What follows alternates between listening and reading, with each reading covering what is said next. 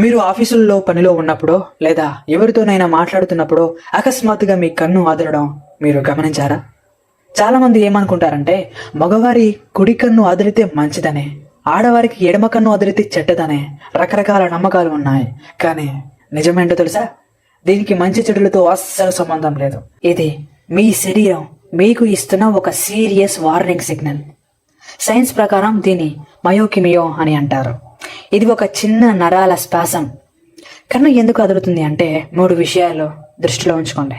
1, మీరు తీవ్రమైన ఒత్తిడిలో ఉన్నప్పుడు. 2, సరిగ్గా నిద్ర లేనప్పుడు. 3, మీరు ఎక్కువ కప్పుల కాఫీ తాగిన డీహైడ్రేషన్ వల్ల ఈ ప్రాబ్లం వస్తుంది. మీ కళ్ళు అలసిపోయినప్పుడు ఆ నరాలు అదుపు తప్పుతాయి. ముఖ్యంగా రోజంతా మొబైల్, ల్యాప్టాప్ స్క్రీన్ల వైపు చూస్తూ ఉండడం వల్ల కళ్ళ మీద విపరీతమైన ఒత్తిడి పడే ఈ ట్విచింగ్ ఇంకా ఎక్కువగా అవుతుంది. సో మిత్రమా, కన్ను అదిరినప్పుడు అపనమ్మకాలతో భయపడకండి.